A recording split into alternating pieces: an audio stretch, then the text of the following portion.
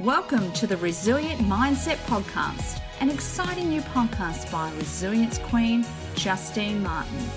Justine is the owner and founder of the Resilient Mindset, a division of the Justine Martin Corporation.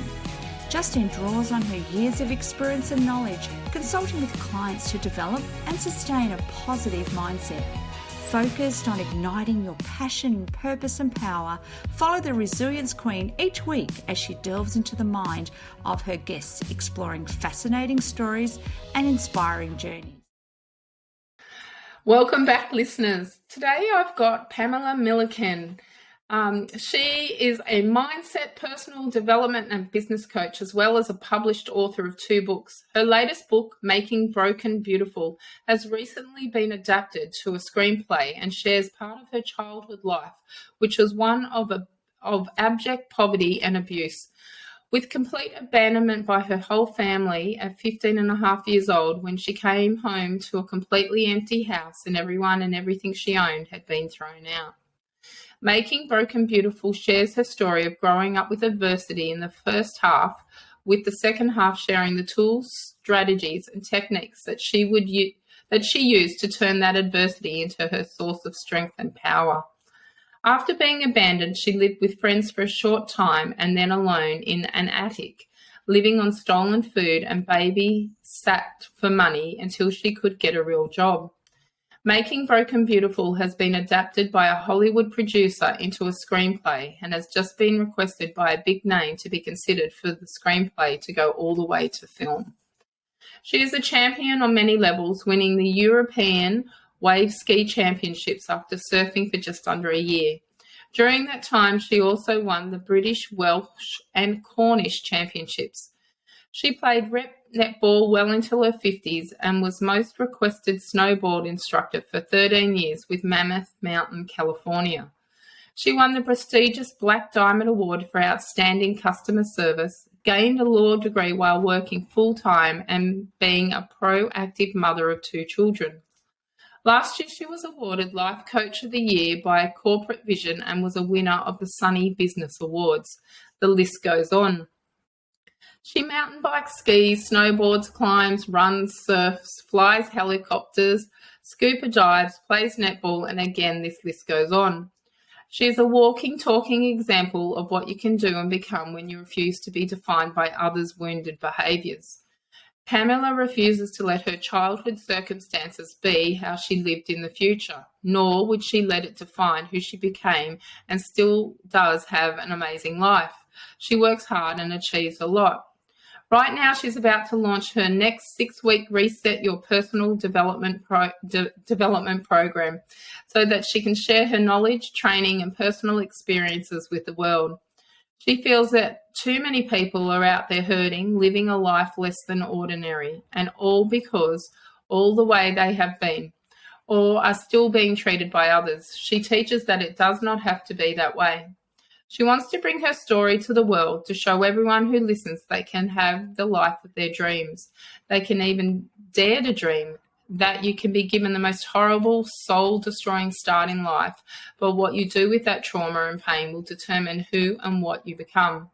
Her mission is to inspire and empower everyone she meets to stop listening to those people who hurt them and do not support them so they can become the very best versions of themselves and live a happier, more joyful life. Welcome, Pamela. Wow, what a bio that you have. Thank you, Justine. My friend wrote that. I am rubbish at writing about myself, so it's for someone else. So don't put everything. Just put, just write a bit. So yeah, very good. You're not meant to tell us that. I'm honest. Amazing achievements in that bio. I don't even know where to start with my questioning, but we'll do the first one. What does resilience mean to you?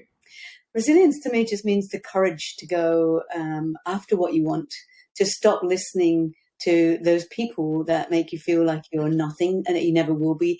The amount of times I got told I can't, just like winning the European titles. I was told so many times, don't get your hopes up. You're not going to be able to get there. You're going to be surfing against people that have been surfing for 10 years or more. And so that red flag to a ball was like, I was determined I was going to win that at all costs. And so the amount of times that we get told we can't because of someone else's, false beliefs. Yeah, and their limitations was the word I was looking for. So just because I never told my children, you can't do that. I'm like, well, if you think you can, have a go. It doesn't matter. Yeah. Yes. That's exactly right. So that's a great definition. What adversity have you faced and how did you draw on your resilience to cope? So we kind of brushed on that in your bio, but let's hear it from your words. Well, as a child, I grew up with my mother's brother was sexually abusing my sister and I. My father was an angry man. He wasn't an alcoholic or anything like that. So he didn't have that excuse. He was just very, very angry and he'd been beaten as a child. So you can understand that. Not that that makes it okay, but I always try to come from a place of understanding. It's like if I understand that person, I can stop making what's going on about me and know that it's about them, and that places the onus on them to deal with that and makes me believe in myself a little bit more than what they're saying. So, but I grew up being in poverty. My book, Making Broken Beautiful, is about that. It's about not having any food and relying on school meals. So Saturdays and Sundays was always a hard one. And about wearing the same clothes for a few years and just being beaten all the time. One of the hardest things that if you read that book is my father found a cat that had kittens, and I was hiding them, and he found them and he made me pass them to him one at a time, and I flushed them down the toilet. And I was made to do that. So he was a very brutal man and made my brother do some terrible things. And and my mum used to brutalize my sister because she was very backward. And she wet the bed till she was 14. And my mum used to tie her to a chair and put the wet sheet over her head. So we grew up in that kind of environment. And unfortunately, my sister married into that kind of environment. And my brother... That's often the case. Yeah, but with me, it was like, that's stopping with me. That there is something wrong with you people. And I was very fortunate, I think. If you can you have to look for what's good, not for all the stuff that's going wrong. I had a boyfriend that was uptown boy, I was downtown girl. We lived in a government house. They had their own house and they had a phone inside their house. It was like, whoa, I know. It's too key to go in the red phone box on the street. They had one inside their house and they had a car and they had jobs. So different from my family. We slept on the floor and it was rubbish and whatever. So that's kind of the environment I grew up in. But I think because I saw his family, Ian's family, and I thought, well, if I was this horrible, disgusting, no good for nothing person that my father used to say I was, then why weren't they treating me that way? So I think that was kind of my saving grace. And the fact that I've always had this curiosity for education. And so I think between the two, I was able to go, there's something wrong there because these people aren't treating me like that, but only he is. And I set out to learn about that. So, yeah. So what coping mechanisms did you use? Exercise and education. I read every book in the school library, some of them twice over by the time I was 15, and which was interesting because when my mother, I came home from school one day, and my mother got fed up with my father knocking her around too, because he used to get her head and crack it up against the wall and whatever. So he was a terrible man. But so she left and took my sister with her, so then I'm left with my dad and my brother. And so I became chief cook and bottle washer at 15. And then my brother and I decided after a few months, because he was tyrannical, if he could have got any worse, he wouldn't have thought somebody did. And so we decided he needed a companion. So we put an ad in the paper and we filtered out all these people, and half my brother's friends were applying. And he's going, oh, no, Barney's mum being my stepmother. What on her in the house? And so we sifted through all of these people. And then Jean came along, and I'll say her name because I have no worries about her. But as soon as I met her, there was something about her that was dark and I didn't like it. And she came in all like dressed up really well. And I'm thinking, you've got no idea. This house is disgusting. And we had to time it before you came and clean it. Anyway, she came in and we didn't like each other straight away. And she used all these big words, which bamboozled everybody else. But because of my education and my reading everything, I said, oh, that means X, Y, Z. And I'd throw one back at her. So I think that's why we didn't. I wasn't manipulable, obviously. So anyway, I was allowed to go on holiday because she persuaded my father I would be able to go. And then when I came back, he'd moved in with her and taken my brother. And so the whole house is empty and everything I owned is gone. And my story, Making Broken Beautiful, is about that altercation with me on her doorstep because she was the only thing. I'm thinking, well, where are they? Or where did they go? Where is everything? So I walk up to her house in the rain and like, where is everybody? And then I get told, so, well, no more spoilers. I won't say what's going on in the book, but it was my book is about that. And it's recovering from that, in as much as moving on from that and not letting that moment in time right there define what I do and who I become for the rest of my life. I was determined not to. That is an amazing story. I'm going to get the book and definitely read it, Pamela, and can't wait to see the movie when it's on the big screen. Yeah, that's just amazing. So who are your role models in resilience and how do they inspire you? That's a really good question, because I never had humans as role models as a child. There wasn't anybody in my world that I actually looked up to or respected, because I grew up on a government housing estate where everyone was either, well, not everyone, a lot of people were crooks and criminals. Some were in prison, some were just out, and some were on their way to. So it wasn't it was a very rough estate. So I actually, funnily enough, it was animals. Oh, I apologize for that. It was animals that were Black Beauty. Do you remember Black Beauty, the horse? Yes. And Lassie, who never gave up. And it was all those kind of animals that were that resilience there, that like courage and just going after it, even when they were like broken and destroyed and like tired and couldn't go on and thought they were going to die. They just like, they made it. And I'm like, and I don't know what it was about animals, but they were my role models for resilience and courage. What about nowadays? Nowadays, I absolutely love John Assaraf and the brain science, neuroscience. I apologize for that. I don't know if I that's okay. If I mute that, then I won't be able to hear you. And so John Assaraf was all about brain science and how to reprogram, rewire the brain, and all of that, and using the latest technology. Tony Robbins, I became a Tony Robbins coach, one of his core 100 coaches quite a few years ago. And Dr. Joe Dispenza, who you might know with meditation, and again, it's about being that honoring who you really are. And taking responsibility for your life. Stop blaming people, Yeah. I'm sorry. That's all right. So, taking responsibility for your own life. I mean, we all have choices, and it's what choices we actually make determines on who we are and what path that we're going to follow. And, if you're not happy with something in your life, then you do have the power to change that. 100%. Might not happen instantly, but you do have the power that you can, just baby steps and make those changes and look forward and not backwards. So you were telling me a little bit about a story that you posted today on social media. I did. Yeah, walking around. If anyone's listening to this and you know anything about Queensland right now, we are under siege with the weather. And they're under flood. Oh, my God. There's flooding everywhere. And cars are sort of like floating off down the river and all sorts of things. And, but I decided there was a break in the weather today. And I go out walking every day on the beach, regardless wind or rain or shine. I don't really care. And I'm walking along the beach today, and there happened to be a break. And I'm walking towards the sunshine, and I thought, this is great. And then I get to my 5K point, and I turn around, and there it is. And I'm looking at the biggest cloud, and it's chucking it down with rain, and I know I'm going to have to go through that. And so I put my hood on and my coat back on and everything. And I realized then I made this correlation. I think, life is like that.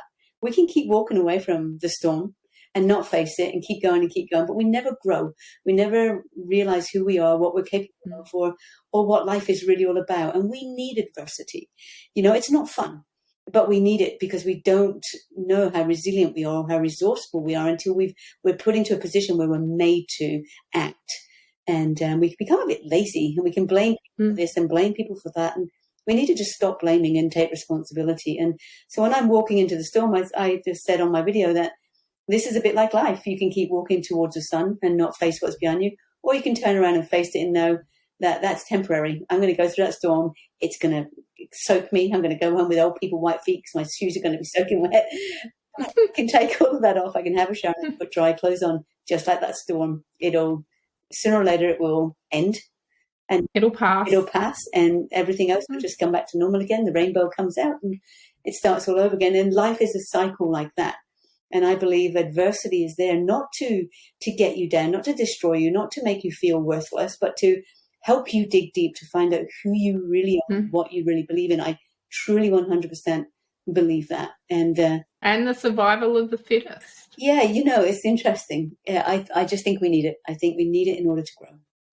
Yeah, definitely. most definitely. I agree. And, without the adversity, you don't actually appreciate the happy times. Yeah. You get too complacent and you make people do. responsible for your happiness. But the only problem with that is when I'm teaching in my practice is if you're making that person responsible for your happiness, they're also responsible for your unhappiness. That's right. When you're giving them that power, what happens to you if they don't come home and you need them to hug you and say, I love you, and then they don't because they've had a really busy day, then what happens to you? And, then all your sort of childhood programming starts kicking in that you're not good enough, you're not lovable, you're not wanted, and all of those things. And maybe that's the case or maybe it isn't, but you'll never know. And if you're relying on someone else to give you what you think you need rather than making yourself happy. That's right. And you don't need materialistic things to make you happy either. A lot of people think that you need, the flashiest new whatever it is in order to make you happy. And that's not the case. I mean, what makes me happy is going outside, taking my shoes off and putting them on the grass. I mean, just a simple act of that. I've actually got an outside bathtub. And so what makes me very happy is to have a bath outside. I've got really high fences. Just really, really high fences. I've had the fences all extended so I can have a bath out naked outside, and but that makes me happy. It doesn't cost much to do, but that makes me happy, and I don't rely on other people to make me happy. I'm one of these ones that'll go to the movies by herself. Yeah. I'm going to a concert on Friday night here in Geelong, and couldn't get tickets together, and I'm with a friend, and I'm like, you know what, I don't care, I'm going for the music. It's going to make me happy. I'm going to see Foo Fighters, and I'm sitting by myself, and you know what, I'll end up talking to everyone else around me, and chances are I'll probably know someone. It's Geelong, everyone knows everyone, but that makes me happy. So you've got to pick things that make you happy, because any relationship, whether it is your children, your friends, or a partner, if you're not happy, like what you said, you can't rely on them. Exactly. I look at people and I say to my clients, if your partner's not making you happy, what about him is not making you happy? And then if you turn around and make that your problem instead of his problem because you're projecting, we can't see in others what we don't see in ourselves. So if I'm thinking my partner's negative or boring or not very kind or whatever, I've got to look at myself and go, well, where am I being negative? Where am I not being kind? Where am I being boring? And when you take that around, and, I ask my clients too, sort of like, who are you without your problems? Because you can turn that around and look at yourself and grow, or you can keep projecting and miss the opportunity. And that's exactly right. Some wise words there. Thank you. And when I think about material things, I think about Princess Diana. One of the most unhappiest people in the world, and yet she had everything. She lived in a castle. She had everybody at her beck and call, private jets, and beautiful, clothes and styles and her hair, and she looked amazing. She was not happy. No, so not at all. And be happy. Like I'm a big traveler, and I've been to Cambodia and Vietnam and Fiji and all these places where they don't have much, and yet they're the happiest people. It's incredible. Yes. Because the stress isn't there with it. You're trying to achieve more. Yeah, they're just like natural within their environment and just share what they have, which is, we've lost that, I think. Yeah, I definitely agree. So what are your passions in life? Now, we covered some of those in the bio, but let's hear it from you, because you have such an interesting story. I love everything. I love everything exercise. That was my go-to as a child. I went out and I put something the other day about running like Forrest Gump. I just go out and run, and I come back a couple of hours later fully spent. But that was exercise and education of my go-tos. I've got more qualifications than hairs on my head, and it doesn't make me any better than anyone. It just means I have this knowledge and this ability to be able to identify and share with everybody. And I'll play any sport, and I always have to play it to whatever level it is. So when I became a snowboard coach, I had to go to all the 3 levels to become the top, instructor. And then I became a trainer examiner, and then I got on the tech team, and then I was training the coaches at the resort and going to other resorts and coaching the coaches. So if there's a level, I have to get there. And I used to have to do that because I needed people to respect me and want me and like me. But now and validate you. Absolute recognition. I need to prove. I was constantly proving myself. But now, the last 10 years especially, I don't do that anymore. I still work at that level for my own satisfaction, but I do it because I want to now, not because I need to. And there's a huge difference between the two. Have you ever read the book Healing the Daughters of Narcissistic Mothers? No, I haven't. I'd strongly recommend having a read. Oh, well, I stand with that. Yeah, my mum was a narcissist, and so daughters of narcissistic mothers will either excel above or turn to addictions. Yeah, okay.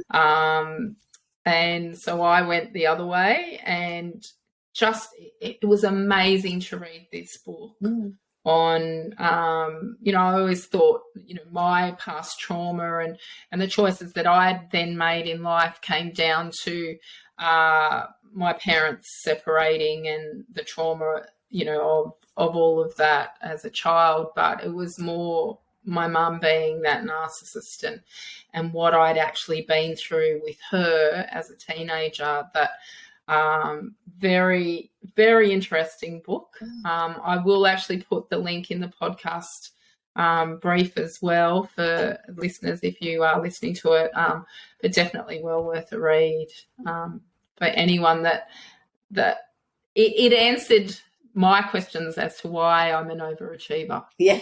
And it made perfect sense once I read it all. I'm like, oh, that's why. And, I've got a brother who, he's excelled in things as well, but not like I've excelled, because he experienced a totally different reaction to him. He could never do anything wrong in my mum's eyes. I could never do anything right. Yeah, both problems, don't they? Yeah, they do. And we both see our childhood. We grew up in the same house, but we see it under totally different views. Yeah, I totally relate to that. I've got a lot of clients that grew up in Irish families that grew up with, tons of children, but they've all the same parents, same morals, same values, same rules, and yet you would think they all grew up in a separate house. So that just proves really that it's not what happened to you; it's your perspective and your take on what's happening and the story that you create to go with that to make sense of it at the time when you're just a child formulating in your head. So, and which is why memories are often, totally opposite as well, because it's what the mind has done with it over periods of time and retelling the stories and everything like that. Experience brought in your life to back up that story. Yeah, that's right.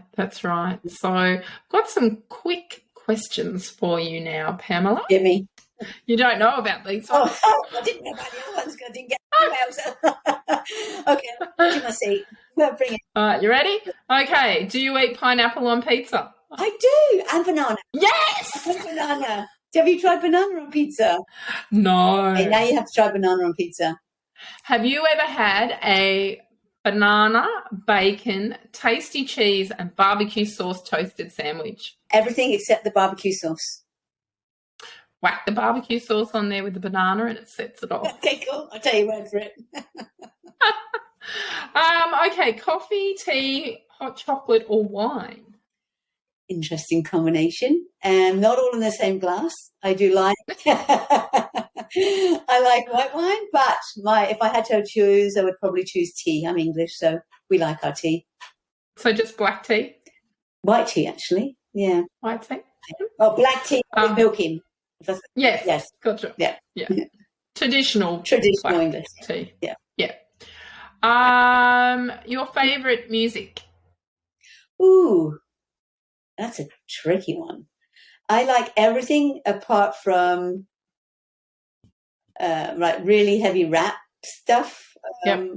Hip hoppy stuff. Yeah, I put our boogie to everything. I even like opera, and I was taking singing lessons for a little while. I had 6 lessons, and then I stood up and sang Amazing Grace. So, wow, that kind of music too. But bits and pieces of it, I don't mind anything. I'm very easy with whatever I'm doing, so we're listening to it.